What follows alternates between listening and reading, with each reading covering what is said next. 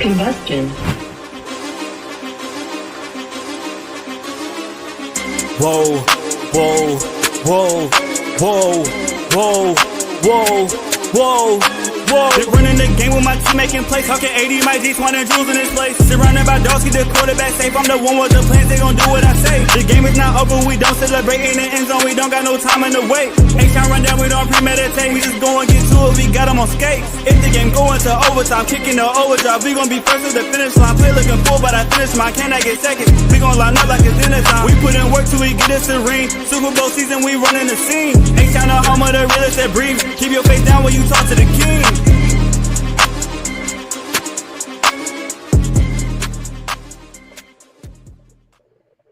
What up, y'all? Welcome back to another episode of the H-Town Rundown. This is your boy AD, and I got a special group in there today, man. I got my co-host Jules in the building. Mike G will be back with us shortly, and we got the boy Killa Cal in the building from Texas on 3, and we got the one, the only Larry N Stafford. How's everybody doing on this great Wednesday afternoon? Killa Cal in the backyard with the sunlight just beaming on you, boy.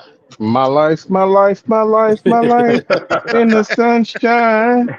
Hey, just living life, man. Happy to be here, man. Like I always say, and I'm gonna forever say it, man. Every time you have me on, it's a great honor. Great honor to be with you guys, man. You know, some strong opinionated, but it was kicking me. Opinionated minds. There you go. Yes, man. I love it. I love being on with you guys, man. Love it. Absolutely. Yeah, man. Love having you. I feel the same way, man. I appreciate the invite, man, and looking forward to being able to have a real conversation about the thing that we love around the H, man. And y'all know it's about that football. So anytime you guys get together, man, I try to get in and support and just, you know, peep y'all mind and see what the game y'all think in the same way, man. So I appreciate the invite. Yes, indeed. Yes, indeed. Shout out DJ Amazing in the building as well. But we doing we gonna cover some topics, you know, Texan news that just came out a few days, the last few days. But we're also the heart of this podcast, and we're doing a series about it, is the state of the franchise and how did we get here currently where we are as an organization, as a football team. How did we arrive to where we are today, which we all feel as fans is on the cusp of getting to that Super Bowl and bringing a chip home. And so definitely want to get into that and talk about, you know, the heart of the issues and problems and how we've rectified those to get to where we are right now. But I do want to start off by talking about the nothing burger that is CJ Stroud's shoulder, arm, elbow, wrist, pinky, whatever it is. You know, me personally, I'm not concerned. D'Amico came out and addressed it in the media on yesterday and basically said he's not concerned, he's not worried about it, just general soreness. I think it was Chris Sims said it could be tendonitis, something that happens to all quarterbacks, golf players, as well as baseball pitchers. Yeah. Where when they have a break and they come back to working out and they do it too much too fast, you develop tendonitis and all these different issues. But I want to hear y'all quick thoughts about it because I ain't really got much to say other than I just know CJ Stroud gonna be out there September 7th or 4th, whatever the day is. The first week of September, whatever it is. Yeah. Whatever it is, he gonna be out there and he gonna be in LA, back home, lighting them Rams up. Mike said head, shoulders, knees, and toes. Well, go ahead, dude. You want to touch on it? No, I was gonna get Killa Cal the first shot at it. Okay. Man, it's almost like just as much of a conversation of when y'all remember back in the day, certain quarterbacks come to the sideline, they put that ice pack on their shoulders and their knees. Yeah. Did anybody panic behind that? Like No. it's No. customary. Man, we got 100 days before the kickoffs, right? Roughly 100 and some days. If you worried about CJ shoulder right now, like you're just trying to worry about you're trying to just garner up a conversation about nothing. Right. And I think D'Amico has to be professional and just answer the questions. But sometimes you might want to start their press conference. Say, hey man, let me tell y'all something. Do not ask me about CJ shoulder because he's all right. Just do not do that. Let's not waste our time with frivolous conversation. So Mhm. that's all I got, man. I have no, one thing about me, I'm not worried about dude's jersey numbers. I'm not worried about CJ shoulder. I'm not worried about what the dude wearing to the building. I'm not worried about none of that. Larry know what I'm worried about. Super Bowl. Already. That's it. Already. So yeah, y'all can Already. hit on that that CJ shoulder stuff, but it's a nothing burger for me, man. What you got, Larry? Well, here's the thing, man. This is June, right? Right. It ain't nothing going on. They in shorts and helmets. They conditioning. They trying to get familiar with the playbook and things. Get the rookies acclimated. Whether or not CJ had some procedure or not or whatever, all that is just speculation, man. And the team is not going to share with us the inner workings of what they do medically with their players. That's just not going to happen. So I've taken the approach where I've said I'm not worried about it. I don't really get up in arms of my feelings about CJ not throwing or anything like that, because here's the thing. He's out there getting what he needs to get from Kaylee, his interaction with his teammates, his new teammates, and things like that. And you can get those mental reps just like you can get the physical reps, right? Right. So if this becomes a lingering issue, we're all going to find out at some point. Right. So I'm not going to worry about it on June 4th. What I can tell you is I'm glad that he's over there in camp. I'm glad that he's showing up and he's interacting the way he's supposed to, because this is a whole new setup for him, that him and Gerard and Kaylee got to get on the same page so that when they do go to L.A., it's time to ball, he'll be ready to ball. So that's how I feel about it, man. Absolutely. I want to go through these comments real quick before Jules and Mike pick up. Brandon, is funny to me. Brandon said Roman and Stroud had both arms removed last week, but they're getting reattached next week. Casario and D'Amico have not denied it. They said crazy things like nothing's wrong. He said CJ is pulling the Michael Jordan and playing for the Astros the next couple of years. Casario and D'Amico did not deny it. And then Emac said, but y'all don't think that D'Amico didn't answer CJ had surgery was interesting. I'm gonna say this. If he had surgery, he had surgery. And guess what? The season don't start till September. And we are all the way in June. Mm-hmm. We good right now. But regardless if he had surgery or not, I don't think that it should be a concern, because if he did have surgery, he's not doing anything to threaten him re-injuring his surgery, because he's not throwing the football. You got And to if he put did, hmm? Go ahead, AD. Go ahead. No, I'm just saying, like, nothing is happening right now for me to be concerned about if he had surgery or if he didn't have surgery. And I know people Pat McAfee today want to put their Derek Carr BS on CJ Stroud, and I ain't for it. I ain't here for it. No. That we got too good of a medical team here in Houston for us, to feel like we missed something. Mhm. Like we got too much. This is one of the top medical cities in the country. Right. And you gonna sit up here and say that we didn't have the medical expertise to catch an injury on a $1 billion organization's biggest asset? Like, that. Yeah, this is a big for me. It's a big nothing, man. Because what I can tell you is, obviously, he didn't wait till June to have surgery because he's out there. So Right. if he waited to June to have surgery, then we'd have those concerns. But all this is that we haven't seen CJ play football since the Kansas City game. Mm-hmm. And so all this is all speculation and theories that people are just trying to assess. And as far as, D'Amico not saying anything about him having surgery, he already said it was general soreness. I don't know how much more he was going to dive into it, nor should he. He's allowing this to go the way that he's supposed to let it go. And I said Right. it today on my Twitter feed or whatever. If you want to put an end to it, put a mic in front of CJ and let him tell you.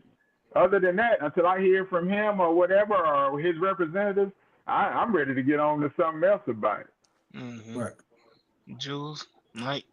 Well, I'll make two quick points. One, I know Houston fan base and sports fan base, we still are kind of concerned about the Astros and how they don't um, tell the truth about the injuries. So I think that's a little bleeding over to the Texans right now and CJ. So I think that's a little Houston sports frightness right now. And second thing is a professional. They practice and they throw year round. They go to weights year round. So this ain't the first time he's throwing the ball, throwing around, or even having practice with some of the receivers. And if his arm is if it's sore, it's sore. But he's lifting weights. He's throwing to his rookie guys. He's getting the playbook together all year round. So it's just sore. I mean, we play sports before. We know day one after a hard practice, some of us have that shoulder injury. Some of us have that pain right quick. This is sports. This you're throwing a football in an awkward position that's not normal to people, and it's just where it's just soreness. So, Yeah. but Look. like I said, we just I think most people just worried about the Astros and Mm-hmm. having a Kyle Tucker situation or a Tommy John surgery that should have happened two months ago. They gonna wait 6 months and say, oh yeah, he needed Tommy John surgery, and now he's gone for 2 years. So that's my Mm-hmm. biggest thing about it. And look, some of them people, some of y'all that's watching live and watch, when we come back on the recording, y'all sneeze too hard and y'all back hurt and y'all calling in to work. So I'm like I don't want to hear nothing about somebody complaining about CJ not throwing when y'all out here will call off for work because y'all head hurt. Mhm. What you But got, Mike? Mike, yeah. Yeah, like this is June, so we had to address it based off D'Amico talking about it. But at the end of the day, you talking about practice, All right, AI. like he's gonna be fine. His shoulder or elbow or whatever it is a little sore. Mhm. So we'll see him out there shortly when when it's mandatory and not voluntary. And he'll be cooking up the chemistry with Nico and Higgins and Jalen Noel, Christian Kirk, not Dalton Schultz. No, Mhm. so I'm not concerned.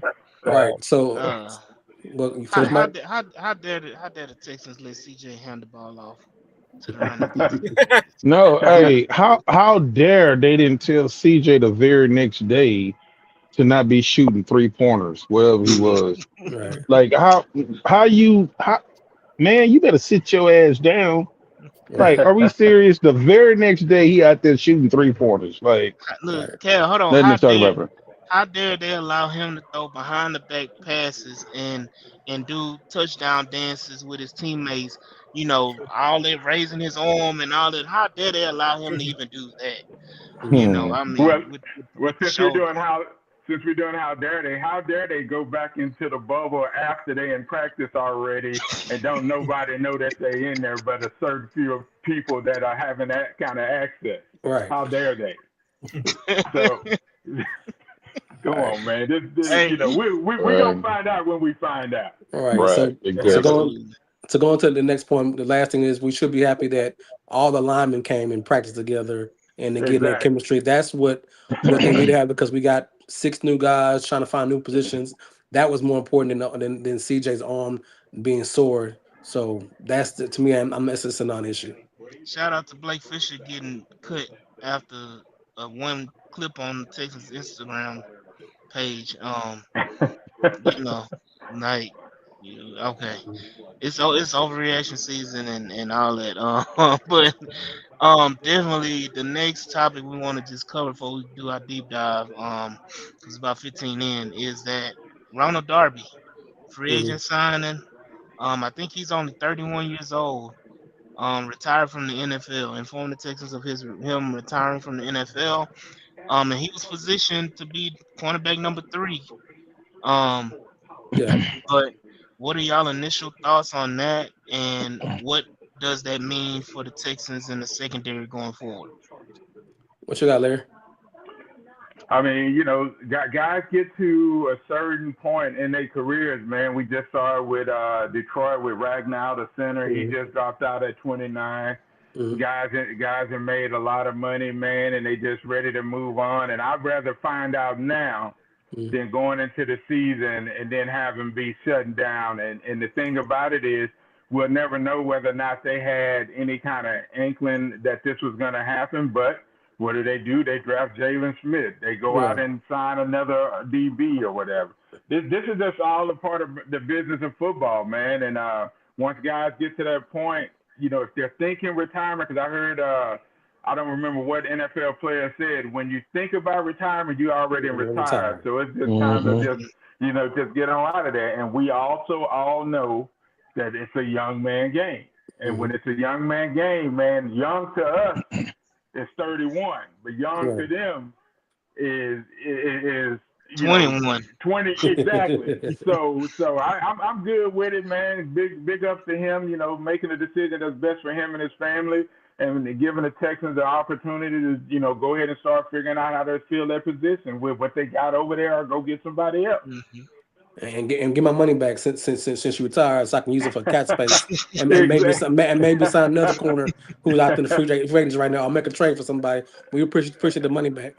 Somebody Exactly. tell Kevin Cato we want our money back. Right.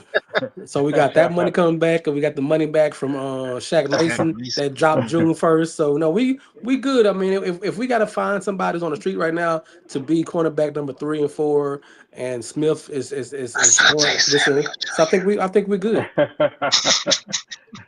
I heard that, AD. Okay. Yeah, He ain't come for cheap though. Junior out there, man. But We got almost $20 million.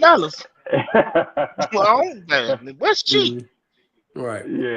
We'll talk about that next week. The GM When conversation. we go in there, we talk about that. But yeah, that's just me. They're gonna trust me. They're gonna be able to find bodies, man, to play Yeah.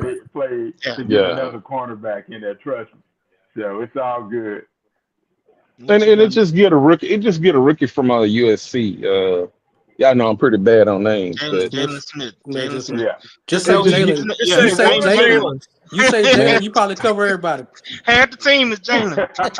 hey, bro. I was I'm love basketball, and I was AD. Don't you say nothing even when I mention his name. I was looking up Jalen Green on and on that basketball site, boy, it is about 12, 13 Jalen's. Mm-hmm. That's in basketball. Like, that was a popular name. Like, bro. It's two on the same team in the NBA Finals playing tomorrow. Yeah. Exactly. Hold on, with the same first and last name. Yeah. Right. But you know what? I'm just glad that sometimes, man, in our personal experience, man, I had coached Little League football. I started it when I was like 19. And man, it was grueling because see, back then the money aspect of Little League football, where it is today versus back then, like if you coaching on Homestead and Tidwell, like I mean, families don't have that type of extra income. Shout out to Arthur Dunn. Your dad went to Forest Brook and gave us all the leftover cleats, shoulder pads, helmets, shimmy shirts, everything.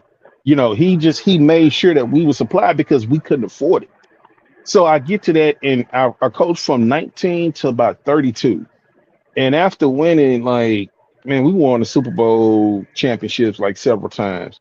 But I promise you, man, after that year, I think I was like 32, 33 years old. I just knew it. I Mm. was done, Coaching. spent. Yeah. Yeah. Because from June, no, not June, AD helped me out. It was probably like mid July, Yeah, August, and then it kind of ramp up from September all the way up until October was the like the end of like right around the end of Halloween. it. Yeah. Yeah, man, I was so spent, man, because I was driving from Jersey Village to Homestead and Tidwell 3 days out of the week, working a full-time job, being in just being married. So I'm spending a lot of time away from my wife. Which I was one? Which one done. was that? That was wife number one. See, I told you not to say nothing, man. Hey, you gonna leave me alone, bro. We we But we we, we get the historical perspective, man. We but get what you're saying. what I'm saying is with Darby was like when he signed that contract, he was like, yeah, cool, cool. As it got close to it, man, it was like, man, I cannot ramp my body up to do this. I No, just don't want to do it. he got out in that Texas heat Yeah. and said, "Oh hell no." And haven't seen the Texas Heat. Mm-mm, They mm-mm, ain't seen it yet. mm-mm. He played so many years in Denver and Philly, and oh, he don't know nothing about this. That Jacksonville Heat ain't got nothing Nah. on Houston Heat. Hey, Nah. D'Amico He's a was saying fan, them but he's rookies. not Houston. Yeah. Hey, them rookies. D'Amico was talking about how them rookies was like, "Oh man, it's nice out here." D'Amico say, "Y'all just wait. Y'all just wait. Hey, When August get here, y'all gonna be crying, bro." hey, but Mike, let's get to you because we need to jump in. We 20 minutes in. Go ahead. Yeah, a bit of a blasphemous take to suggest that Ronald Darby was CB3. Yeah, we all know who CB3 is, and we all know who CB4 is, and it's the two Jalen's in the secondary. Mm, So we know who's playing nickel, we know who's backing him up, and then backing up Stingley and backing up Lassiter. I mean, mm-hmm. I said this in the group chat. There were some wild takes in the group chat over the weekend, but that's for another day. Um, but I said Ronald Darby was on the roster bubble, and the next day, of course, he retires. So, like, I think he knew what was up, and like y'all alluded to, he gets out in the Houston Heat. He's a 10-year vet, and he's like, "Yeah, I'm good." Um, Yeah, so these young fellas gonna run me off the other league. So let me go ahead and just step to the side. yeah, so Well, not yeah. devastated by any means. I don't think this really changes anything, though. I'm sure they'll be looking at other Mm. veterans. Um, but yeah, I don't think it's a big deal that impacts this secondary, which is, as you alluded to, in Best a secondary in the NFL. that's right. So there you go. Um, I think he was talking about Jalen Petrie, not Jalen Reed. Um, Yeah, Jalen Petrie, as the CB3. nickel, yeah, as the nickel corner. That's because Brandon was talking about. He thought you were talking about Jalen Reed. No, Um, but yeah, definitely, definitely. But we here and we talking about the state of the Texans franchise, and we're gonna start at the top, Mm-hmm. at the Mhm. very top. We're gonna start with the ownership and where we have come from as an organization that was laughed at, joked about, from the very beginning, you know, people kind of thought of us as an afterthought. And now, if we being real, we're a prominent force Mm-hmm. in the NFL today. Um, Yeah. right now, current ownership is Cal McNair with Hannah McNair, his wife, and then of course, Janice McNair, who handed over the reins to Cal McNair, is still, still around, here and there. Again, going to say a prayer for Janice McNair. You know, don't know her situation, but that I do know that anybody that is in that age bracket needs prayers up to them. Because I think Janice is in her 90s, correct? Yes. If I'm Yeah. so, Yeah. with Janice being in her 90s, every day is a blessing. And you gotta, say prayers, just for her to be around. and be able to see her grandchildren and great grandchildren and all of that. So, prayers up to Janice McNair. Um, but definitely the Houston Texans have had their lumps when it comes to, ownership.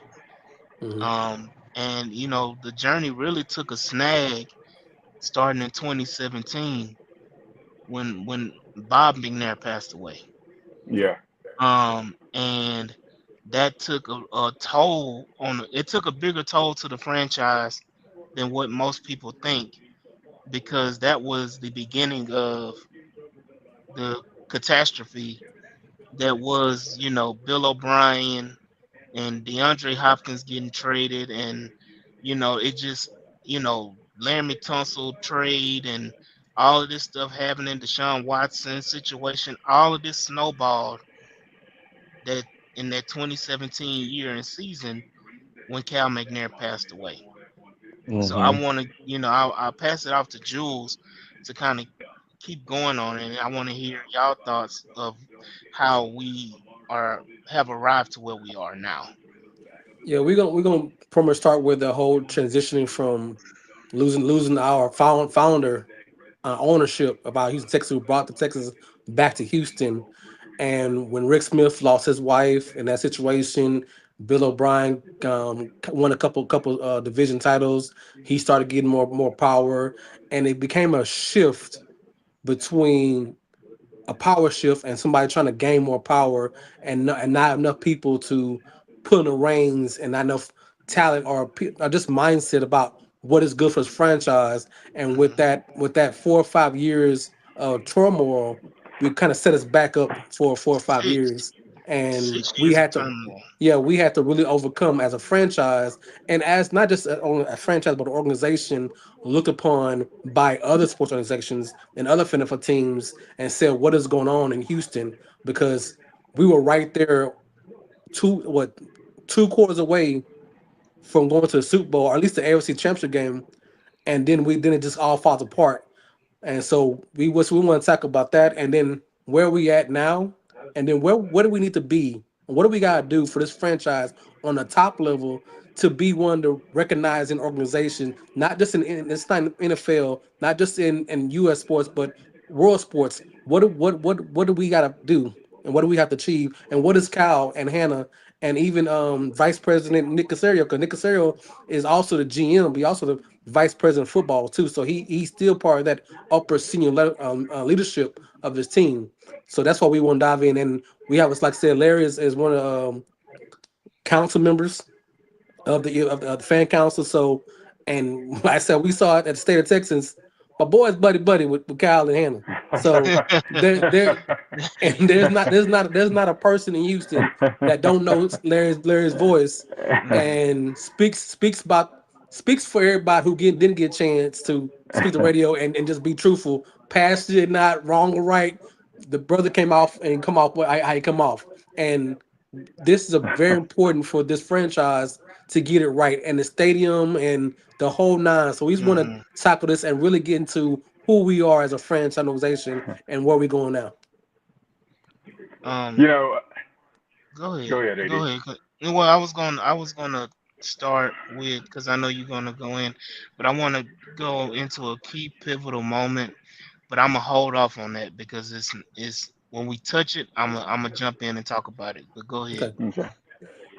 You know, the there's been multiple iterations of the Houston Texans organization from, the initial 2000 winning the franchise and everybody in the city of Houston being excited about getting the franchise back in the eights, man, because we hadn't had a professional football team for 6, 8 years or whatever that number was. And Bob McNair did a wonderful thing by winning that franchise and bringing it back to Houston Hmm. and giving us all something that we can all lock back in on, because for the most part we were all just football fans at that point, because Right. we didn't have that connection to a squad. Once the Oilers left, we didn't have a connection, right? Right. And so what Mr. McNabb was doing, he was determined to run a class organization from top to bottom. Right. I mean, because if you remember, NRG Stadium was the first retractable roof dome stadium that was in the National Football League, and at the moment, the earliest, it was the beacon on the hill. That's not me. I'm telling you, whoever flushing the toilet, that that's ain't Killa me. Cal, man. We got you. But you know, so he was determined to make Houston proud and run a first class organization, right? And Right. so it was a rough go of it because you know they had changed the rules on the free agency and the franchise expansion team, Yep. how you get players, and we got the short end of that stick. And then in the draft, Mike Vick decided to go back to school, and so we missed out on that excitement, and so they made the decision to go after David, and so everybody hunkered in on it, and then we go out there and we bust the Cowboys there. I mean, but the first game of the season, and the city of Houston just felt that energy of being back. And just, you know, having football back in H-Town. And so everybody from that initial iteration of the squad, man, everybody's been excited about what was going on. So then we move on, and then they have a lull in the season.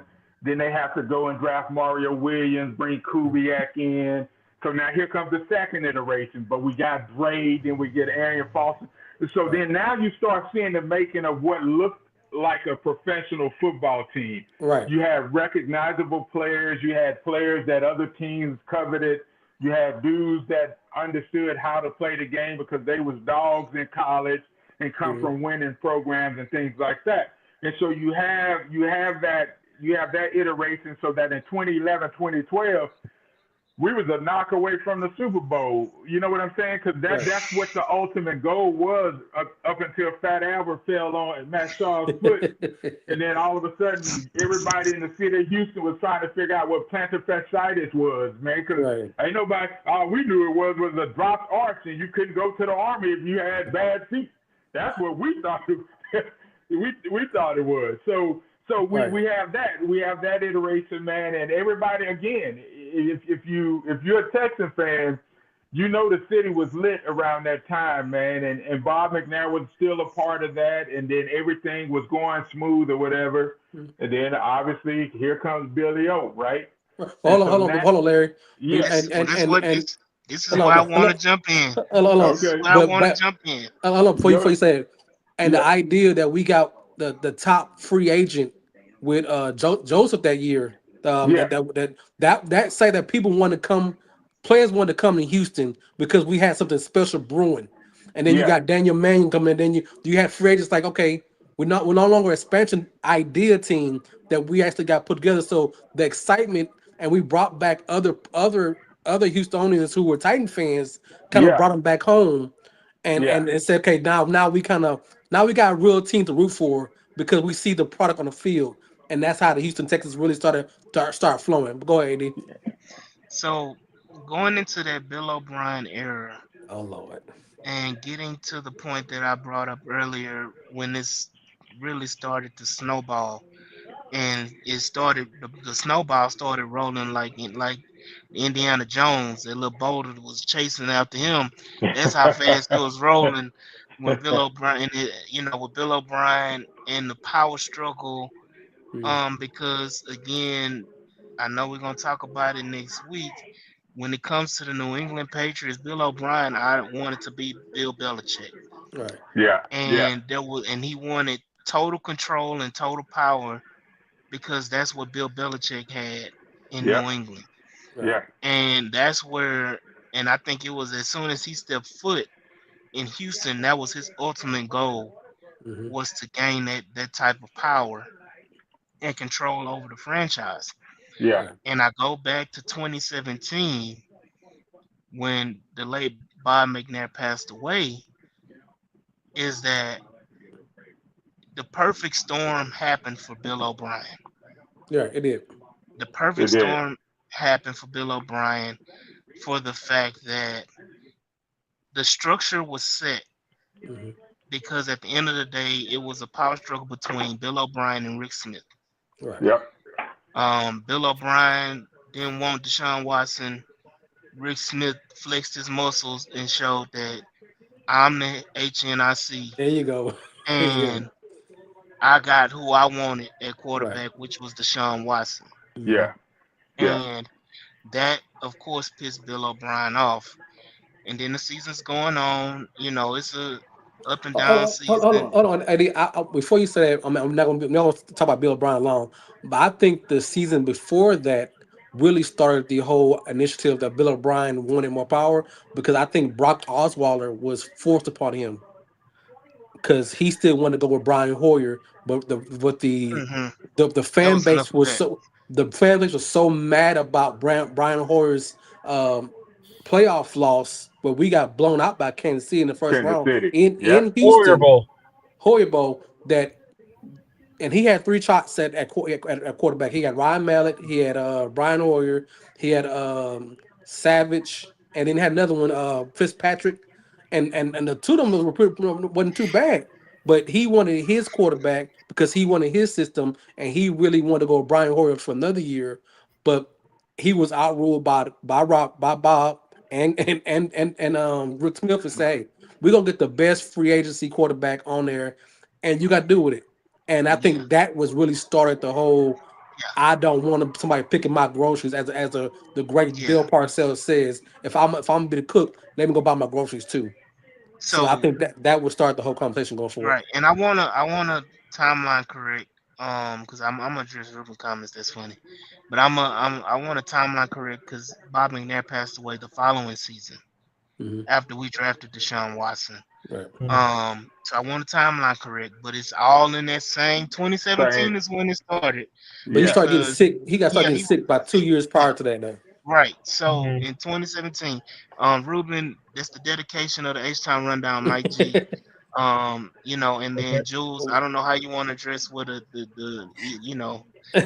evil character villain chair is. That's a staple. We got to get the chair back. Um, on the podcast, they love the chair. Clearly, Um, Let, so go ahead. if I could move on, let me finish up that iteration the 3 iterations I was talking about, yeah. because Mhm. so after we saw that Bill O'Brien era come through, and then I believe that the beginning of the end for what we was hoping was a Super Bowl team that had been put together to win was when we lost that 24-0 lead up in Kansas City, and that devastation Hmm. of having to come back home, because you got to remember we had D Hop, Dre, we Hmm. had Deshaun, we had dudes, right? Yeah. That 24-0 loss began the complete tear down of what became the issue for the Houston Texans from 2018 all the way up until the hiring of DeMeco Ryans, because they got rid of D Hop, and then all the losing began. And so then now all of a sudden we're in this trick bag of Cully and Lovey, and not having any There you players go.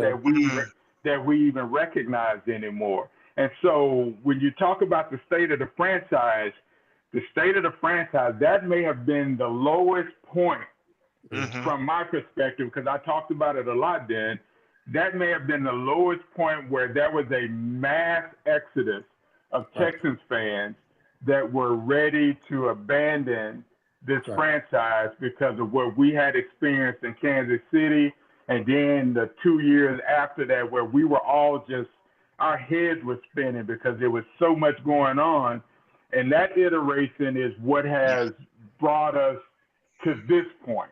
Right. And so we'll discuss this point. Yeah. I'll let somebody else jump in, but I just Yeah. wanted to show those stages of how we finally got to right here. So Right. Killa Cal. So when we're gonna touch on the whole that middle round when trades were made, David Johnson trade that we didn't seem that, and it seemed like My there was God. no pushback. There was no pushback from ownership or the management that seemed to say, "Hey, is that a real good trade?" And I think that's what really kind of had people questioning the new leadership or the interim ownerships of Janice and Kyle, and even his brother, because his brother still has some kind of dealings with it.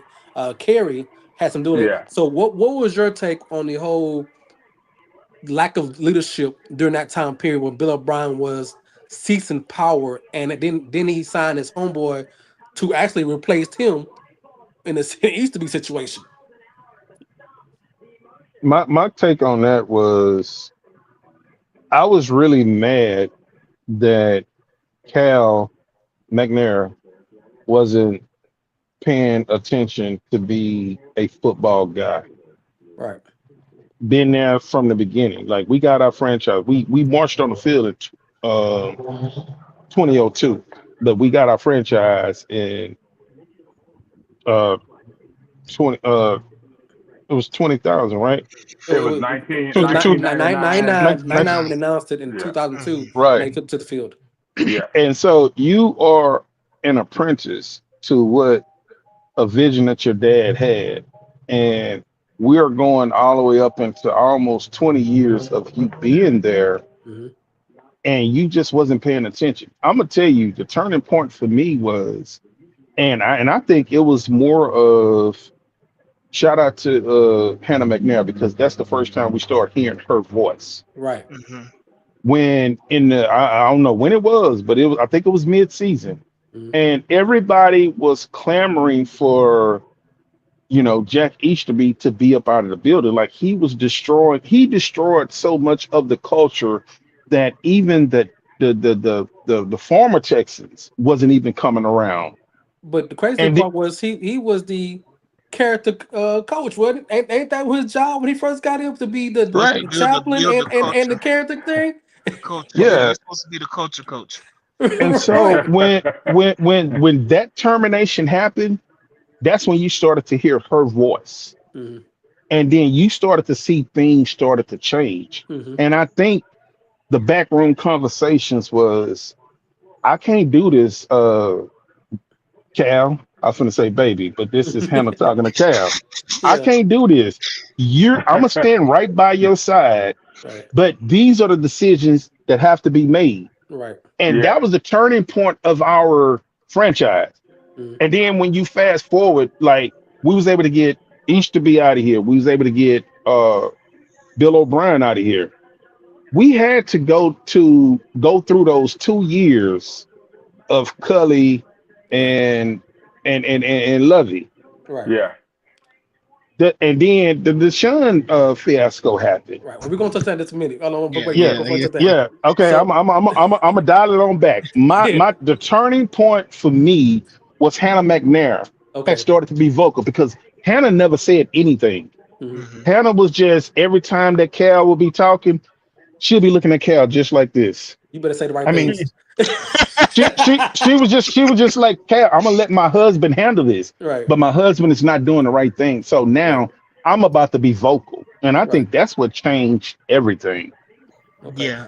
So Mike, when it came to the since Killer Cal talking about the Cully situation, no one liked that situation. How he was hired with no experience. He never coached a position on the field, and then he was a one hit done. He was out of there, and then the whole Lovey Smith situation where he didn't want to be the head coach, but they couldn't figure out who to be the head coach because it was so many rumors and so many different ideas. And Macau was a primary choice for somebody, and then they wanted somebody else, and then the first one to fire a coach, we were the last one to hire a coach, and then we Yeah. kind of we just kind of said, "Love you, can you coach? Can you coach team?"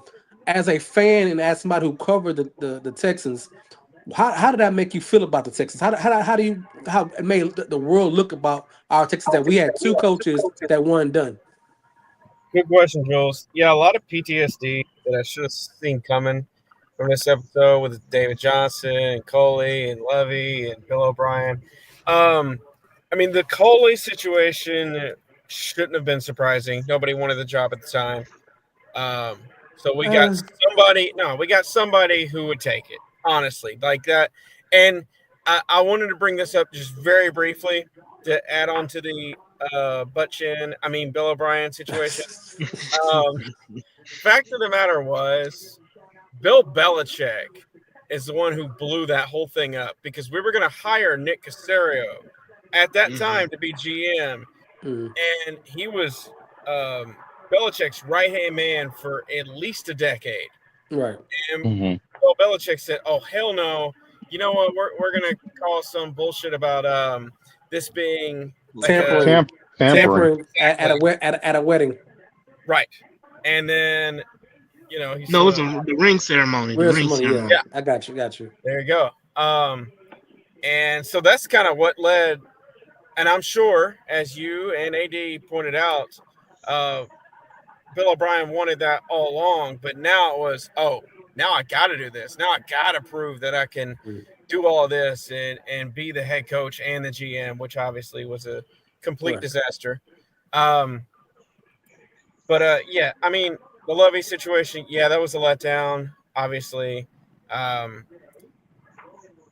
we did wait kind of to last moment, so that was kind of So all back to the back years, back to back yeah, years, we were the yeah, first one to fire somebody, and then the last one to hire somebody, and back to back years. And of course, it was the whole "Don't come to Houston." Black men are respected in Houston. Mm-hmm. Yep. They're one and Yep. done. We're a racist town. The fact that we had a black GM, we hiring black coaches, but the whole idea of the Houston Texans at that moment was a very negative point about that. No one said this team Yeah. was just a joke.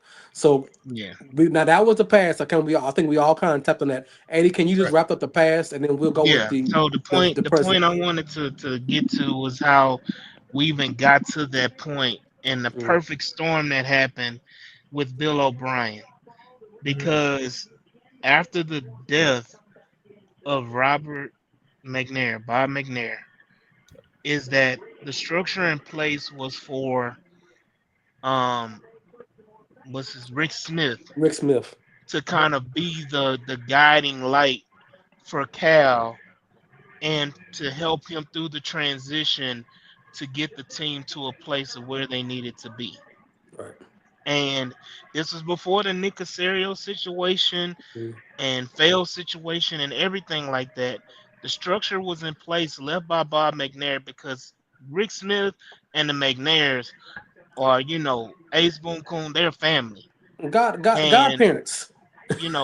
he's the godparents of Cal and Hannah's children, if I'm not mistaken. Correct Right. me if I'm wrong, Or Larry. Carrie. I think maybe Carrie's Uh, kids.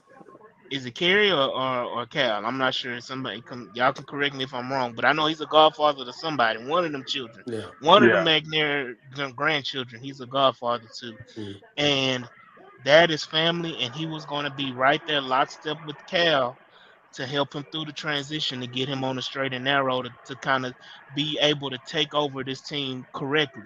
mm, What happened? Unfortunately, Rick Smith's wife had breast cancer and mm, unfortunately passed away. right. Mhm.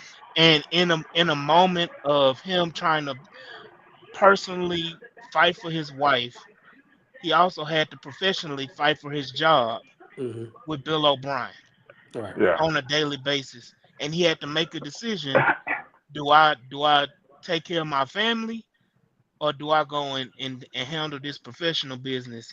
And he did what Mhm. every other husband and man would do is take Right. care of their wife. You're And right. which is what he did. And he stepped away from the team.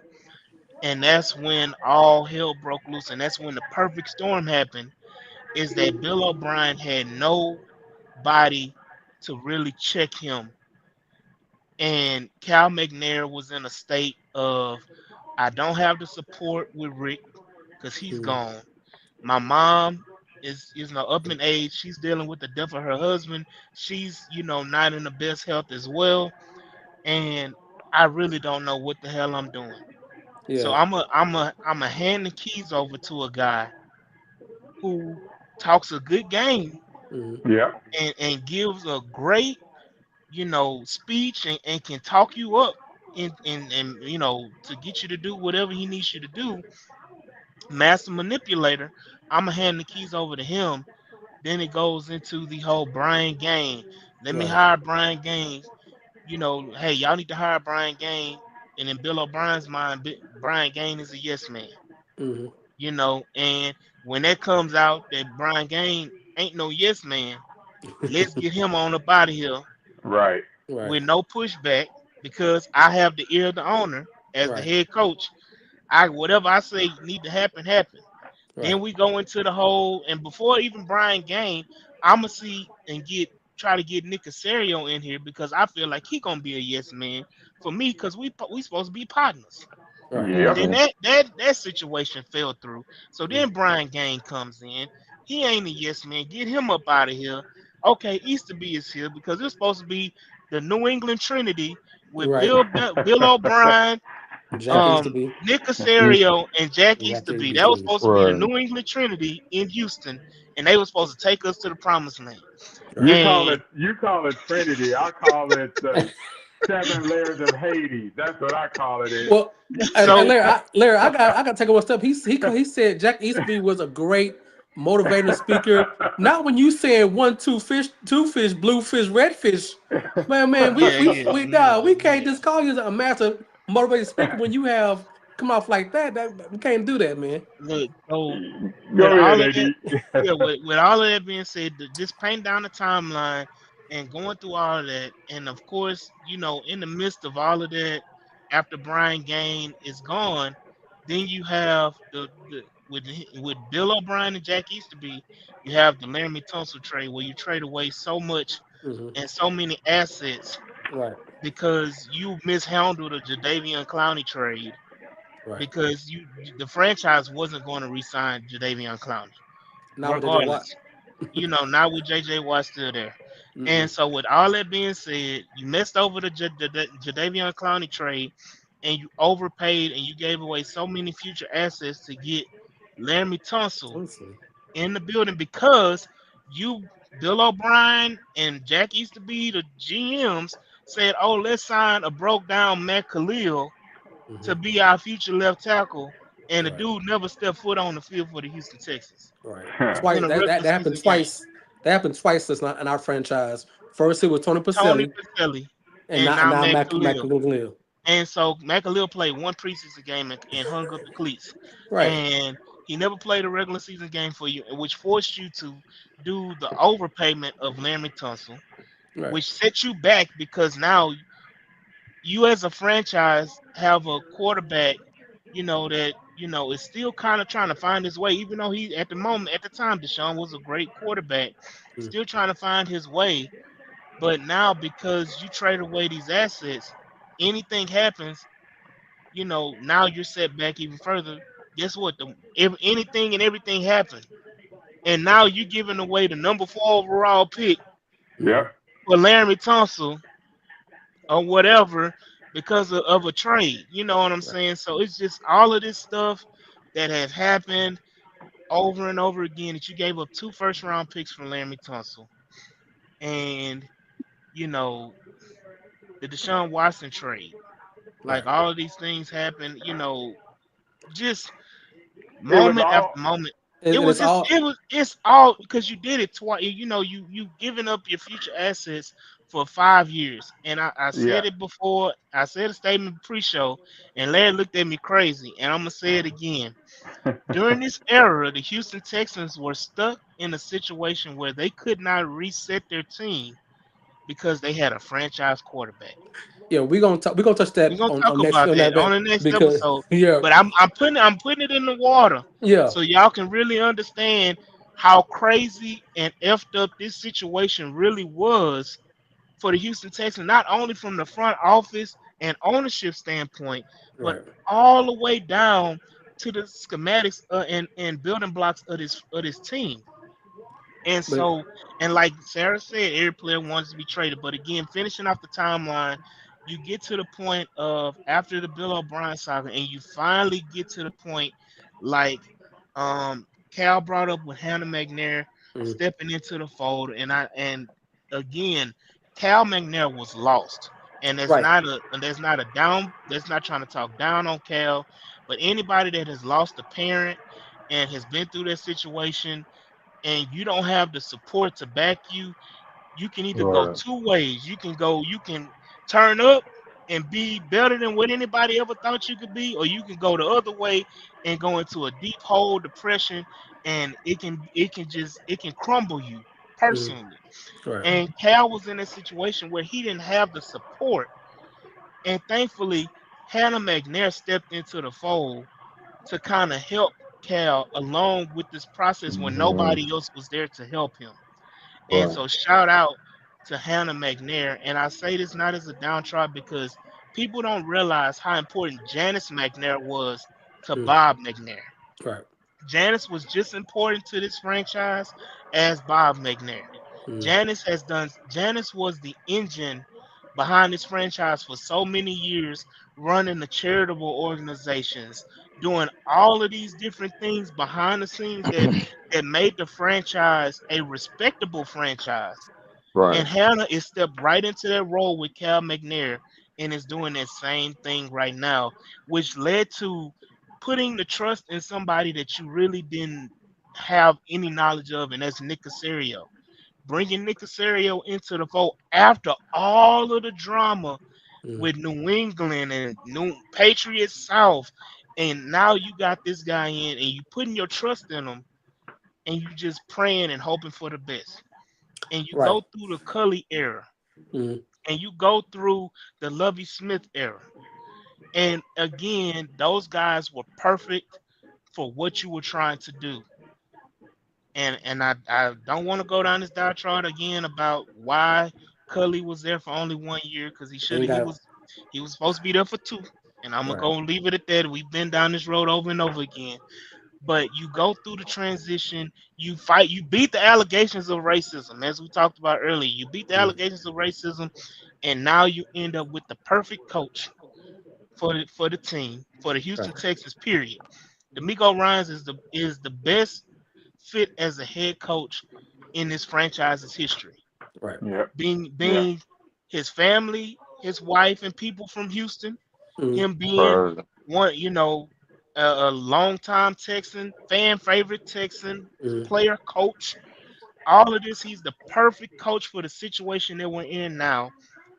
And right now, the ownership is to thank for that.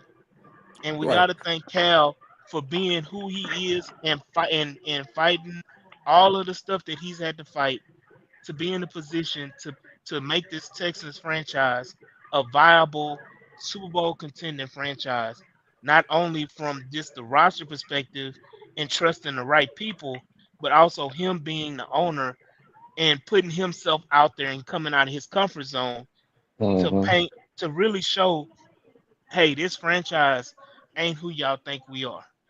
Right. So So let's talk about go the ahead. transition from the past to the present. And when Kyle was starting doing these cook-offs, trying to be a fan favorite, trying to be more local and vocal and be seen, and where that kind of turned for us. I think the one point where it got really bad for Cal and Cal and the McNair's had to do something is when the people start walking out the stadium, people are just wasn't showing up. And I think the ticket sales and the viewerships and the merchandise started going dipping down. And at that point, I think the McNair said, okay, we got to change how we do things from the top to go forward. And as Larry was part of the always been part of the vocal franchise, what was the transitional point for Kyle and McNair's to get to where we at the present time? So I don't know if y'all remember. There's a meme or a still shot of Cal and Hannah. I think it was in Indianapolis, and Hannah was like slunched over in the chair, like she was just Yeah. in the worst place that she could imagine being, and that image was everywhere. And Mhm. That was in Chicago, Larry. it was. I know they was in the booth. So if Right. it Yeah, was Chicago, It was a Chicago okay. game. Yeah. But it looked like she just had, that's the last place in the world that she wanted to be, and they caught her there. I Now, remember that. right after that, I remember having conversations on the air and with just people that I know about how the Texans had to do a complete public relations makeover in terms of their image, because you said it, Jules, or 80, one of y'all said it, that thing has started taking on water in terms of the fan base leaving, right? merchandise sales bottoming out, Ticket sales dropping off.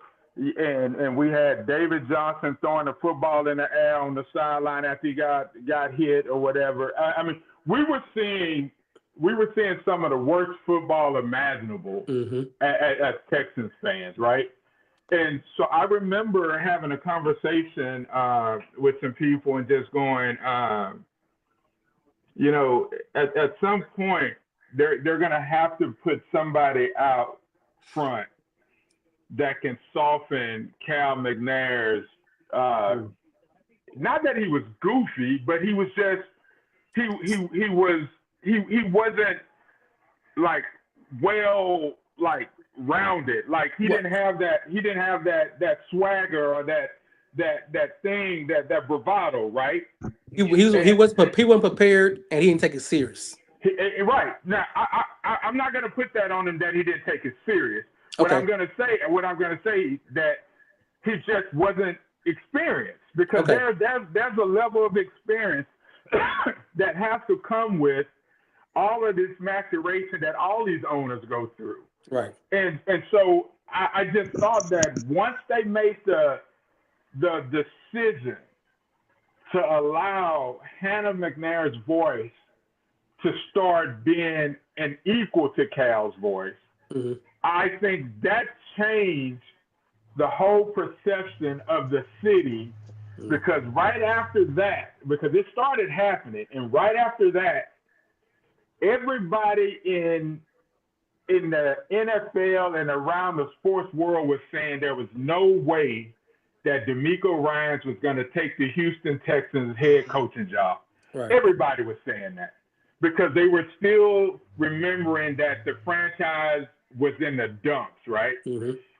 And what Cal and Hannah did was they were determined to get DeMeco Ryans. And so Janice was too.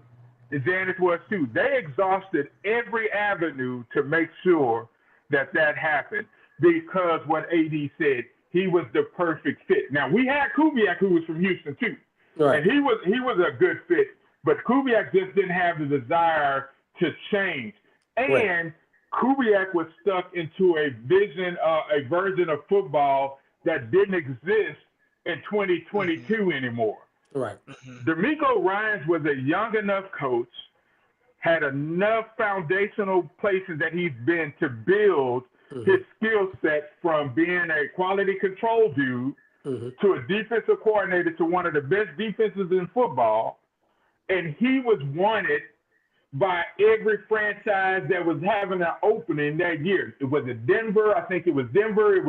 It may have been Chicago. It may have been the Jets. It may have been DeMeco was the top guy on everybody's list, right? Correct. And once Houston got him, it looked like the cloud that had been over the entire city had just opened up, and the sun was just shining as bright as possible. Because as anybody that's a sports fan knows, you want to play for somebody that you respect. And it was hard respecting Cully, man. If y'all don't believe that, trust me when I tell you, it was hard respecting Cully. It was. Lovey had some respect because he had been in the game, he'd been in the league, and he had been a head coach, and he had been to a Super Bowl. But what DeMeco brought here is what we're starting to see now with this youthfulness and these people and these guys that he's bringing in that fits his mindset. And also now you're seeing how that also fits Hannah and Cal's mindset. Right. Because everything they've done since that point has been like a rocket. Right. And I can give you some insights on whether it's uniforms, whether it's I can tell you about all of that. But what they did was they rebranded this whole franchise. Correct. And brought back what every Houston Texans fan was hoping that we was going to be about. And so that's what we're seeing now. And I'll let y'all pick up from there, and I'll jump in on whatever. So, Cal, remember there was a picture or a video when D'Amico was hired, and he hugged or he shook Janice's hand, and you can see that she really wanted to make sure that he was part of this franchise. That she might have been the most vocal person about make sure he's here. So how did that make you feel that the ownership really fought for that guy and their own guy pretty much? Because D'Amico, look, Cal, Hannah, and Miss McNair, Janet.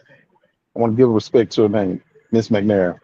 They remember the type of leader that D'Amico was when he was a player for us. Yeah. So it was going to be like, look, the job is yours, because you have to remember after that second year of us getting rid of Lovey, that's when the very notorious press conference with Nick Caserio, and he was like, hey, look here, I'm gonna do whatever it takes to make this ownership happen. If they don't want me here, hey, it's on them. So I'm going to buy in with what they want. It was the perfect storm. Everything that we just talked about, from the Bill O'Brien, the Jack Easterby, the Lovie Smith, all of that stuff was supposed to happen for us to get where we at right now. Right. I mean, we had so much heartache to the point that we were like, because people were telling us it's going to take us 5 to 10 years to rebuild this whole franchise. That's number one. Number two, you had we deep off into. We had an ugly ass Sean Payton on Colin Cowherd talking about how much a joke that Cal McNair was. Right. And then Colin Cowherd, like, nobody would want to take that job.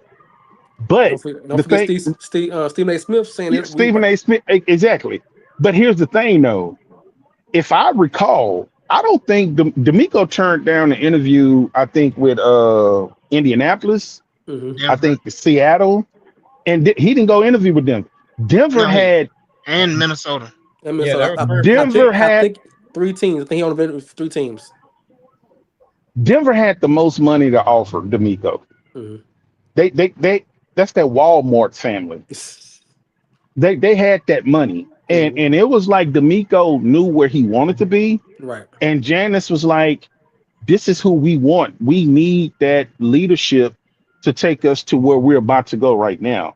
And where we're about to go is winning the Super Bowl this year. But everything was supposed to happen the way that it did. We went through so much heartache. Like, trust me, man. It was a good 3-4 year run that I had to listen to Larry N Stafford on Indy Kalu show for a 3-4 minute diatribe 3-4 times a week for months after year, and everything that he said was true. And we wasn't supposed to be. We went from being the quote unquote laughing stock to what I consider the Texans has the top 4 roster in the NFL. And so I'm gonna hit back on something that Sarah said.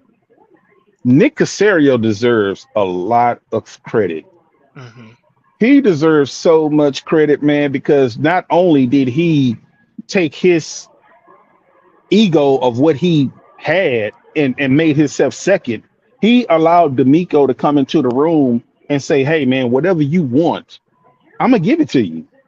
And you look at this roster, man, on both, like, you can look at that whole defense.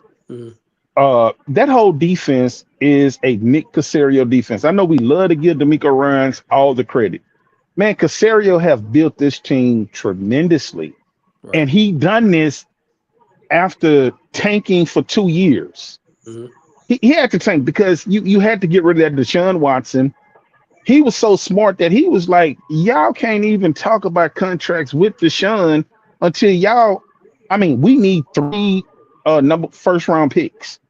We're not gonna even let y'all even Round. talk to him. Right. Yeah, he That said that was round. that was genius, man.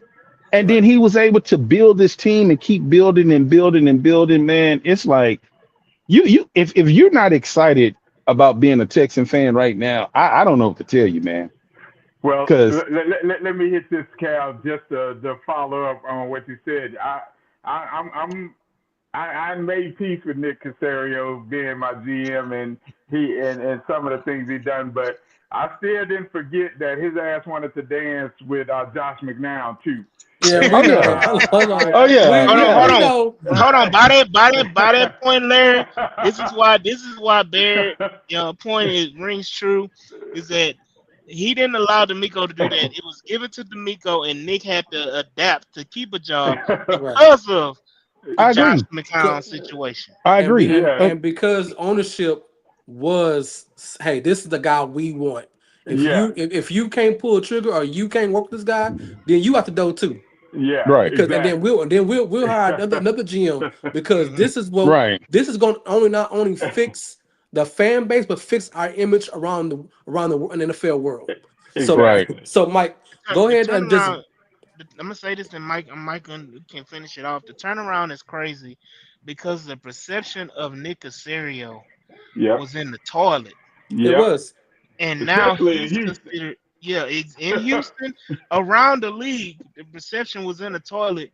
And right now, Nick Caserio's perception has done the whole 180, because now you see him on Kay Adams interviews, you see right. him Yep. on Pat McAfee, you see him all on ESPN, you see him in Mhm, the limelight now, mhm, as and getting all the praise for what the team is doing right now, and him being him, so say, being a part of the D'Amico Ryans hire, because he was mhm, here, and him being a part of C.J. Stroud and Will Anderson and making the playoffs for the first time in what 3-4 years we hadn't made the playoffs, and all of that going on, he gets a lot of that credit, and he's riding it, and I Yep. don't blame nobody for riding, after all the stuff he's been through, him Yeah. riding this little credit train, it is what it is. And AD, and you can tell by the way that he talks. He talks with a lot of arrogance now too.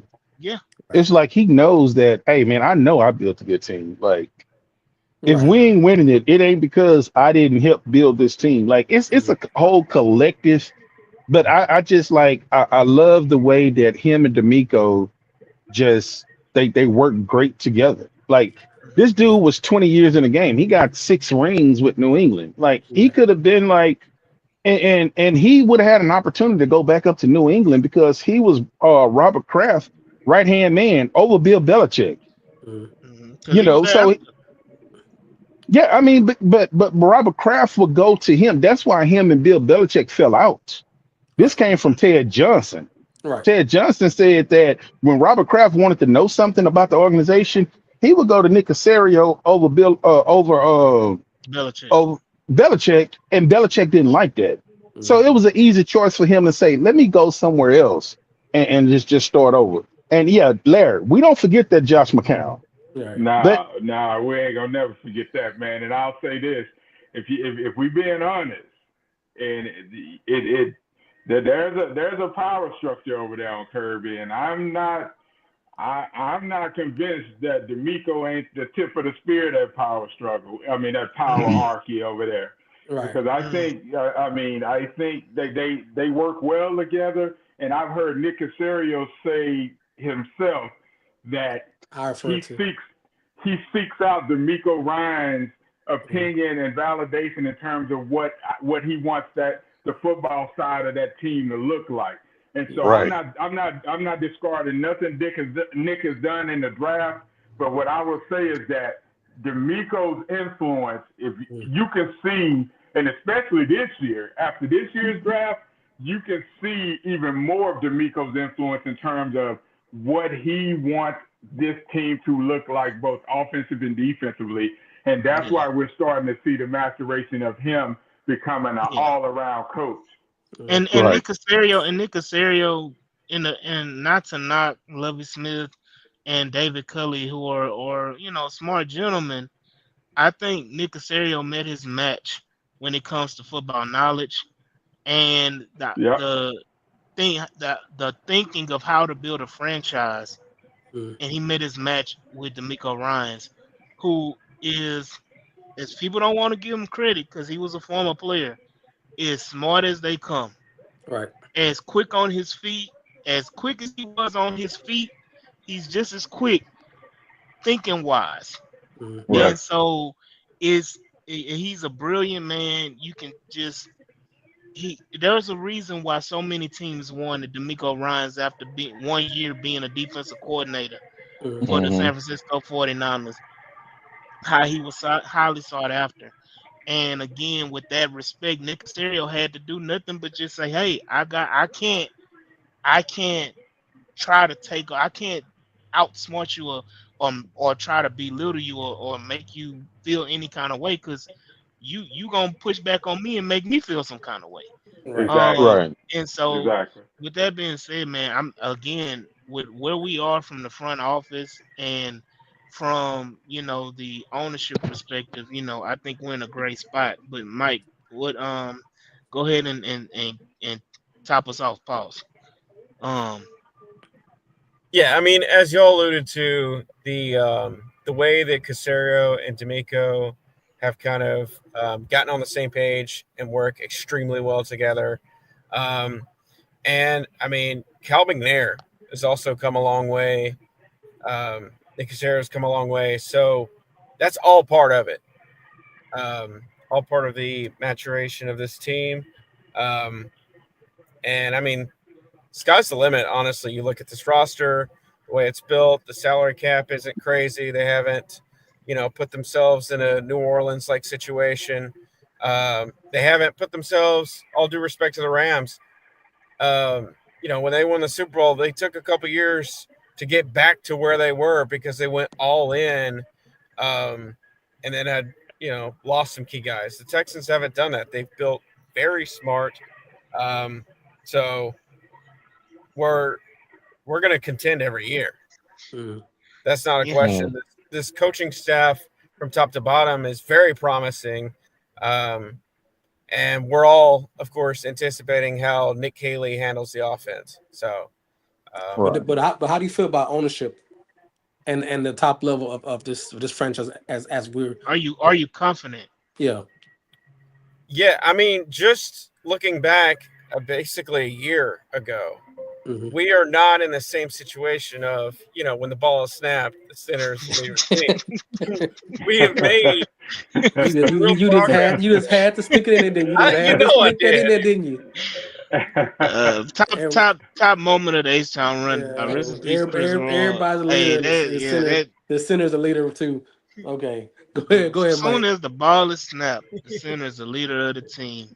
Uh, Um, so yeah, we all have unforgettable comment. confidence in Cal, and this entire staff. So Mm, yeah, okay. I'm very pleased with the progress and how everybody's on the same page. Okay, so looking towards the future, and I'm maybe just not this season, but in coming seasons, we got the conversation about the new stadium, the new practice field. Hmm. We got the new president, president of operations or business, Mike Toman, and just we hear a lot of rumblings about what this organization is trying to do for the next 4 or 5 years, and if you and we reported from the state of the Texans a couple weeks ago that the president said that he wants this area and this organization, this city, to be a sports entertainment A beacon. a beacon for not just for Super Bowls, but for every major sporting event that comes to NCAA championship, trying to be part of playoffs, the Olympics, the World Cup, and just match what the Houston fan base to what this organization should be, and how he wants to merge it. And he only been in for 95 days. And he said too, I've been 9 days, and I understand the passion that the Houston fan base have for their sports and for the Texans, and we want to match that. So the couple of hurdles I know we have to figure out. as a whole base is the whole stadium situation in NRG. I'm a big opponent of tearing down the Astrodome. I know there's people Yeah. don't want to tear it down. The whole I think Hannah said that we're getting rival uniforms on jerseys next year, and the excitement that this franchise has going forward.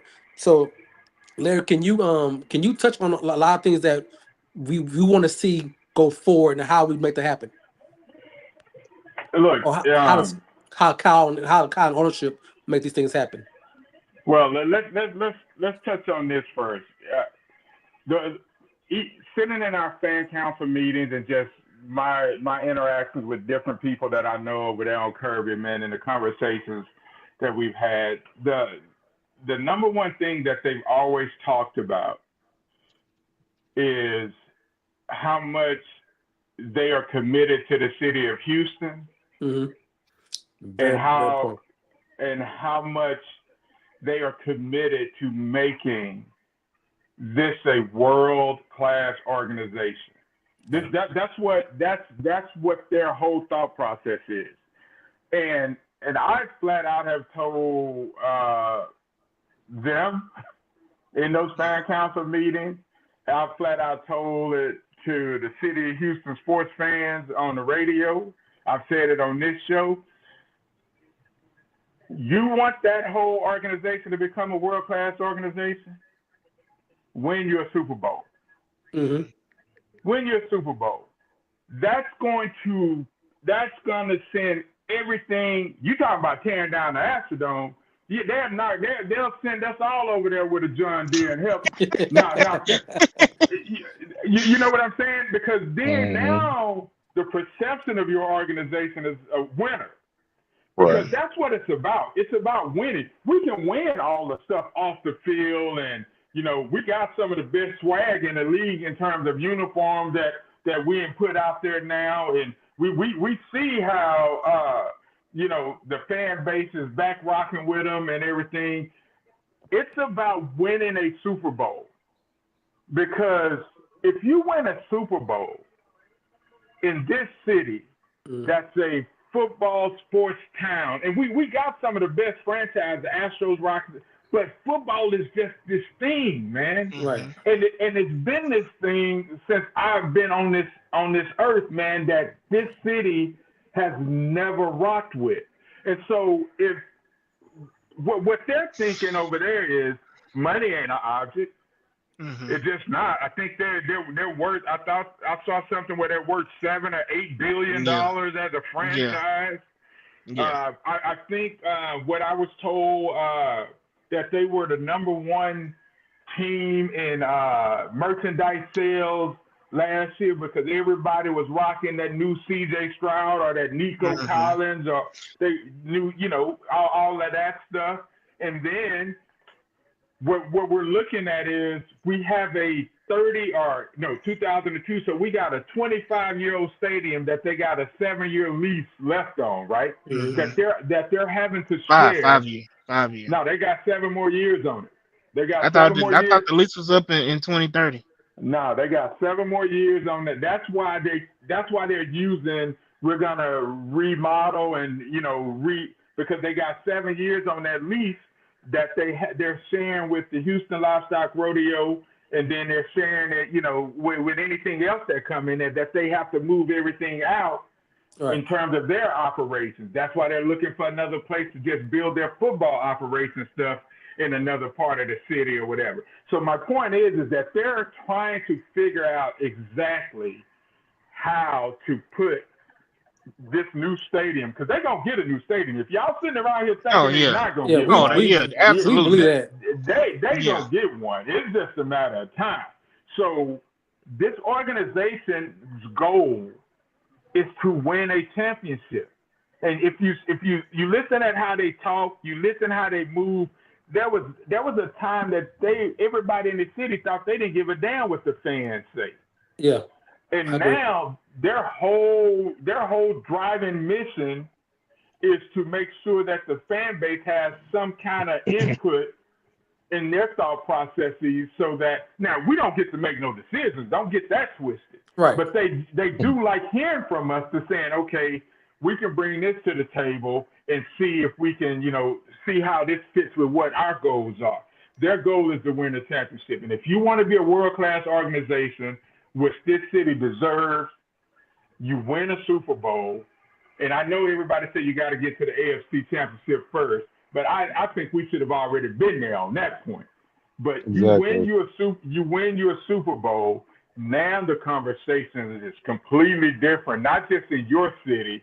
You're talking about around the league in terms of, okay, that's what it's about. And I think they have the organizational structure with the ownership group they have over there. I think they have the organizational structure with the football operations over there, because Tolman has come in with his agenda in terms of making this facility upgrades or whatever work out. And we know they got the football coaching side of it down, because the marketing of D'Amico Ryans, the way he plays football and the way players want to play for him, that is something that tells me that they got the whole package that they've been looking for since day one. And now it's about on the field and what they do this season. And I'm a big believer that they have the players and the right mix to get it done. So, Cal, what is your take on Cal's role in this? Just on the president's role, the Mike Tomlin, on his role on getting Tomlin getting the Houston Texans and the Houston fan base the goal they're trying to get. What is his job? What does he bring to the table to make sure that their goals are achieved?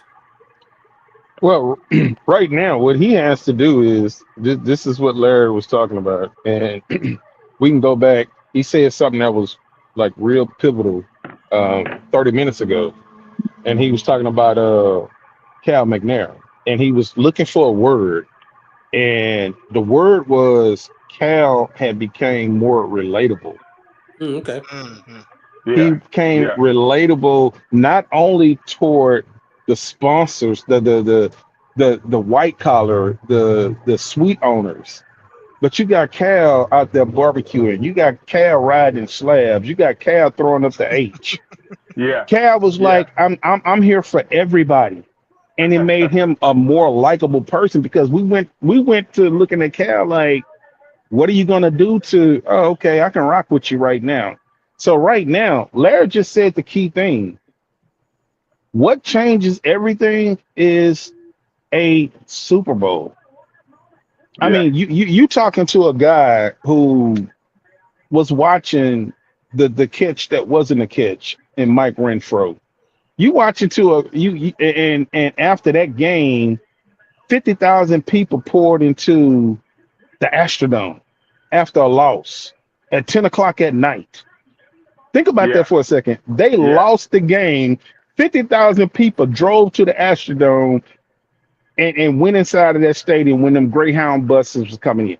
This city have always been hungry for that championship. And then another thing, when you was talking about it being more relatable, see, at the time, when we talking about all this Bill O'Brien and all this other stuff, you had James Harden in the city. James Harden had the city on fire. The Astros took off. There's no way a football city was the third sports franchise on your map where everybody's just checking out.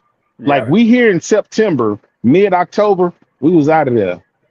So what Larry said is, you win the Super Bowl, we all over there in a John Deere, and it's going to make his job that much more easier. Now, when you win that Super Bowl, that's when you're going to have the voters in Harris County that's going to say, we've been watching this Astrodome have set up since, I think, 96, 96, 98.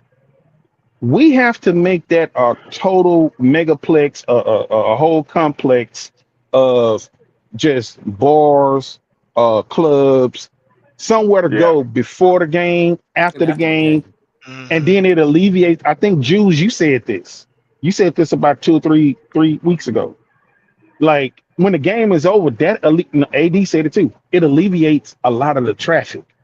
I can walk out of the stadium and go over here and go to this blues bar or this jazz bar or this club or this Yeah. restaurant, and we can just enjoy ourselves and don't have to be a rush in bottleneck traffic trying to get on Mhm. 610 just to get home. Right, Yeah. So because only place you can go after the game is Papacitos and Papados, and that's a 2 hour wait. Other than that, you're not staying in that Ain't area nobody going to Timmy Chan's. right, after that game is over. After that game is Jew, over, Ain't ain't Jews, nobody nobody. going to Chacho's. Jews. Yes, You sir. and AD also said this. That side of town is not an appealing side of town. Mm-mm. Mm-mm. Exactly. Mm-mm. It can become Exactly. an appealing side of It can. town if you tear down all of that open space. You tear down the Astrodome Mhm. and just make it a total place to, where everybody wants to be. Now, Right. I know this is way down the line, It's fine. but oh my God, please do Well, not, don't let Texas legalize gambling in casinos, Oh yeah. because that whole well, Yeah. entire complex And would you be know what? somewhere. I'm Mhm. and Cal, to your point, what if that's something that they waiting on? could To Hey, be. turn the Astrodome into a casino. Get your grip back. You have to get Wheels out of there first, yeah, because Wheels ain't gonna do it. How much more time you got? Well, I'll say this. We got to also keep in perspective that the Astrodome has been officially considered a landmark by the state Landmark, of right? Texas. Yes. So it's not going to be just Harris County making the decision about tearing down the dome. That's going to be Hmm. a state deal that they're going to have to do. But hold on, Jules. I'll just say this. Having gone to multiple stadiums on away games for Texans to watch different football games, watch the Texans play, there's a different vibe when you can have something after the game where Right. you are kicking it. I mean, the Cowboys, they got that Texas Live up there that's right Yeah. outside Texas Stadium or whatever that stadium is called, AT&T or whatever that hmm old janky ass place is called. But you go to Minnesota, you walk out of the stadium and you're in the center of downtown, and there's a bar on every corner that they're playing, like you said, either a country music or Hmm. blues or whatever. So you have to give, and this is the goal.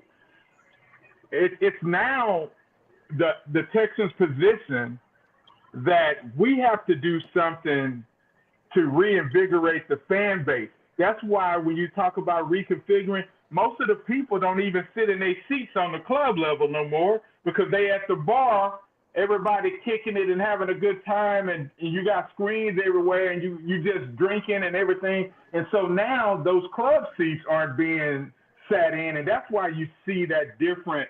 That's why you see that when it's empty or whatever, it's people in the stadium. They just at the bar in the club level drinking or whatever. I'm at the Crown Bar doing my thing. So so my point is that they're having to come up with, and there's marketing studies and there Mhm. are fan council conversations that are going on over there that are trying to figure out a way how to make this more of an event and football, with Correct. football still being the first priority, but Mhm. Yeah. giving fans some incentive to be able to say, okay, I want to hang around here and do some things, man, or just chill with my Hmm. boys or whatever. And that's going to Yeah. hmm eventually happen once they get their whole plan and actually with Mike over the Like Tom, Tomlin. hey, Yeah, perfect segue, Larry, and How about they got the perfect person in place to do that, and that's in Mike Tomlin, mm, yeah, Toman, who Tommy? is Toman, who's revolutionized multiple stadiums. He was yeah, one of the Oh key yeah. point persons of the SoFi Stadium. yeah, Yeah. He was one of the Great key stadium. persons. Great Great. stadium. He was one of the key persons of that stadium over, I think, for the international soccer team. Was I Mm. forgot the name of it. Somebody can correct me, but I know that he was a proponent in getting that done. And so much so that that stadium is probably one of a kind, because that stadium, you can have, it has like, I think, 8 different fields underneath the bottom of the stadium, where if they have a soccer event, they pull out a soccer field. If they have a football event, they put out a football field. They have a baseball event, they pull out a baseball field. Like, they have all these different type of fields and surfaces that it's revolutionized as one of a kind stadium. SoFi is a one of a kind stadium. It is. It It is. is. And It so is. a lot of Texan fans are going to get an opportunity to go this year because we go there Yeah. So twice. let me Yeah. ask you this because you're saying something that I didn't know because I didn't do my research on him.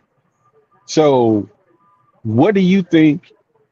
What do you think that because when Cal and Hannah hired him, what do you think that they really want to do? Like, what is their number Oh, one new option? stadium. Oh, are you ready? Oh, I get to you. No, I He mean the new stadium and where? I mean, what is the best case scenario that they're saying, hey, we hired you to do this. This is what we want to happen. he's a killer. He's a closer. He know how to negotiate. He's going to get whatever they imagine to be the next great stadium and the next great event area. He's going to make it happen. He probably knows all the loopholes. He probably knows all the district laws, all the land situation. He probably know high end real estate guys. He probably know good construction guys because SoFi, I like I said, when you go tour SoFi, they'll break it down to you on what it took to get SoFi on there. It had to have water conservation because they built so close to the ocean that they can't for their plants they have to have regurgitating water from the rain, and then they built it closer to the airport, and so you have to be built 1 mile down. So all those X's and O's and contracts have to be disclosed, and somebody has to know how to maneuver through the laws and guidelines And and property situation. he also So had a hand in the Vegas stadium too, right? he did. That and So Notre Dame, he Mhm. did Notre Dame's revitalization of their stadium, and mhm. he has a team. I mean, Mhm. Yeah. this isn't a solo project for Right, him. right, right, They, right. they Yeah. they're investing a whole bunch of money in finding Mhm. the ideal location to put whatever. But again, that's a 7 year deal because they got to get through their lease unless I don't think they're breaking that lease. But I would tell you this, and this is what I know to be true. Having talked to Mike, having talked to Hannah and whispered in her ear about what the fans like. We just want something that we can all be proud of, and Right. something that we can all just really go over there and really enjoy watching our squad play football and celebrate after the fact. Right. And whether that's within the city limits over there on Kirby, and they do something with all that land over there, Mhm. or if they do eminent domain on the other side of Departments. 59, and yeah, and on I'm talking downtown, so they can get the Yeah. backdrop of the Mhm. city landscape.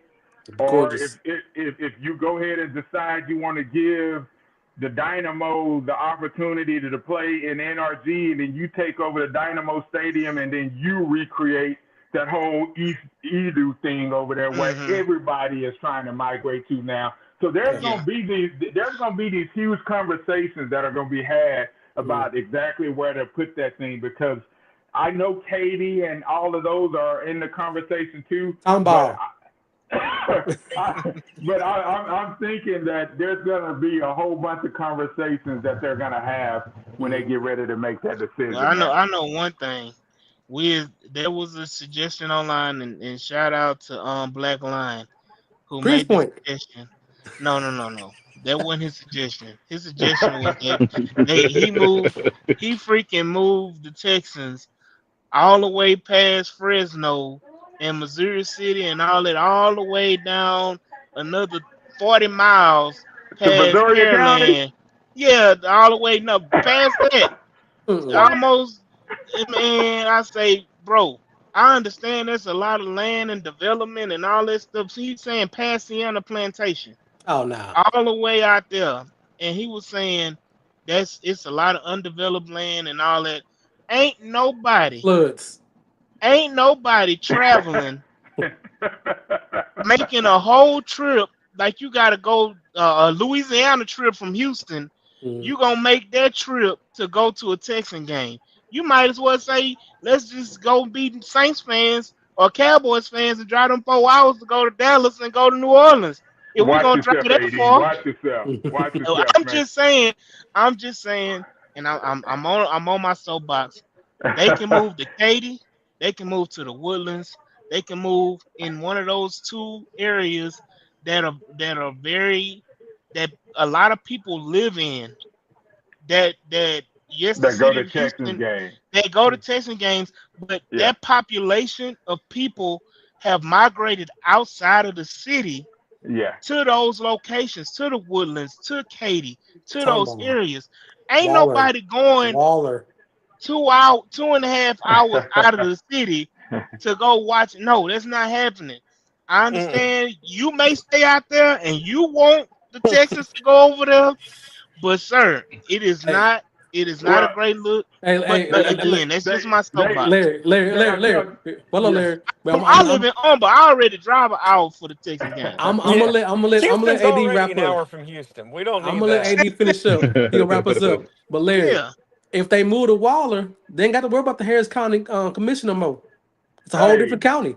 I understand that, but they don't have enough infrastructure to make me drive on 288 to take my Hold ass on. to Brazoria. No. I ain't even trying to do that, man. Let me say Right. this. You talking about Waller Jews. You know how hard it was for Prairie View to get a stadium? And you want to talk about Texas building a stadium? It took I'm Prairie being View selfish. almost 100 some years to build a new stadium Listen, over there. hey, listen. The Japanese that then bought up the Daikin Center. There's money out there in Waller, baby. There's well, Waller out look, there. Go ahead. I well, mean, I know this show done got long. Yeah, I mean, yeah. let it's me been a let me great say this. episode. It has. I'm gonna say this right here, Mike. Go ahead and hit him with it. Yeah, you already know. You got to like, share, and subscribe. Help us out in the algorithm, the H-Town Rundown. And Abs- shout out to Killa Cal. Shout out to Larry and Stafford. Absolutely. Caleb here been smoking that doggone cigar the whole time. In the I lightning look, storm. Y'all didn't hey, see it in like the the seen the back his head every now and then. I mean, it lightened about 4 or 5 times. I saw about saying, Cal, we love the Texans. Get your ass in the look, house. But hey, hey, you do what you do in the backyard, old boy. hey, Hey, Emac out there, Jules. He say he working Waller and Dakin. I'm Dakin. trying to say, Dyken got big money out there. They could mm, support another stadium out there. I'm telling y'all. What we gonna Anyway, name it? Dakin Stadium. We hey, already got Dakin hey, Park. they my customer. Hey, I support them all the way. The more money they make, the more mm. money I make. We good with it. But go ahead, well, D. Go ahead, just close this out, on well, boy. just know wherever you go, you're gonna have to have freeway access. Right. Right. You're gonna have to 99, have, Hey, 99 in the Beltway, yeah. hey, and 290 Bucky. They and gonna call it Bucky I-10. Stadium. Hey, there we go. I'm trying to tell you, man, it's come together. Hey, but all in all, man, like this has been a very, very productive, intriguing, historical, reminiscent episode. Mm, And it's just going to continue because next week we're going to talk about Nick Casario in the GM position. Not him being a part of the vice president side, but him mm, as a GM, right. roster construction, Mm-hmm, how he was able to turn the crap show around mm-hmm. that was the Houston Texans with Davis Mills and Tyrod Taylor and whatever and the Deshaun Watson, Say please Oscar, touch my man. towel and remove my towel and put their finger in my butt and Oh, all of that. come on now. And how he got this roster from that to where it is now, as like Cal said, a top 4 roster in the league. You Mm-hmm. Yeah. know, this the way the roster is constructed. We're constructed in a way to be perennial playoff Super Bowl contending team, as of the old Pittsburgh Steelers, as Yeah. of the Baltimore Ravens Right. are now, as of Baltimore, the Buffalo Baltimore, Bills yeah, there are now, as yeah, the Kansas City Chiefs are, as the Philadelphia Eagles are now. Mm-hmm.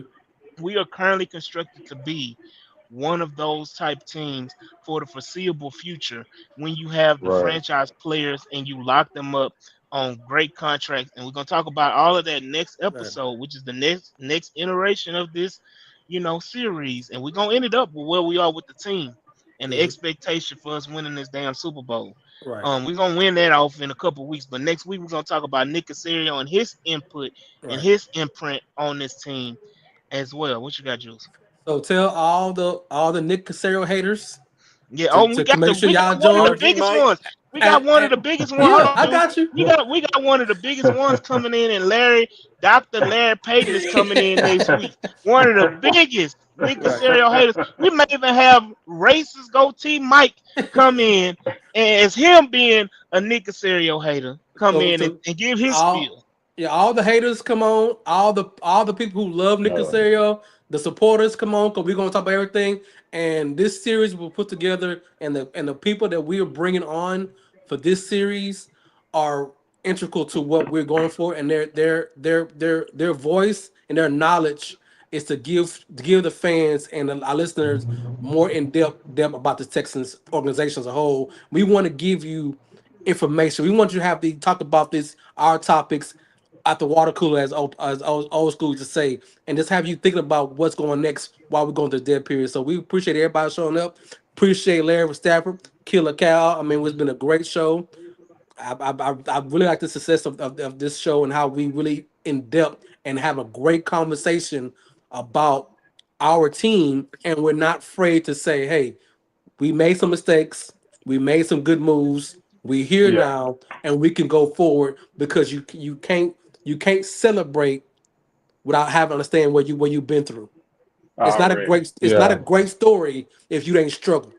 At Yeah, the end of every yeah. storm, I know it's Pride Month, and I don't want to use this quote, but Mm-mm. at the end of every storm, there's always a rainbow. You know what? You Ha- know ha- what? ha- happy Pride Month, AD. Right. Oh, that, That boy said, He your just boy said rainbow. he didn't say it 3 times, Cal. You know what I'm saying? He didn't say it 3 times. You know what I'm saying? hey, but again, man, shout out to Killa Cal, Texas on 3. Y'all check them out on Friday night, Tuesdays and Fridays. Shout out Larry and Stafford. Y'all can check him out every day on 610, 790. One of them say he gonna be there. 97.5. 97.5. He gonna be there as a mainstay. And shout out to my co-hosts Jules and Mike G. Yes, Again, sir. shout out to everybody in the comments, Sideline Sarah, Brandon Warren, um, Barrett, Emac, Romanos, Yeah, Yvonne, the list goes on and on. Coach Dante, everybody, Cash Style Fool, Frank Z, Graffa, Ruben in the building, everybody in the comments. We appreciate y'all. DQ as well, DJ Amazings as well, and Pastor George and Lackville. Appreciate y'all all for stopping through and showing love to the pod, man. Again, we appreciate y'all, and we will see y'all next week when we talk about the great Nick Casario. And Good, what you bad, and say, different. Larry? and I'll holler. There we For go. sure. Appreciate y'all. Appreciate y'all very much.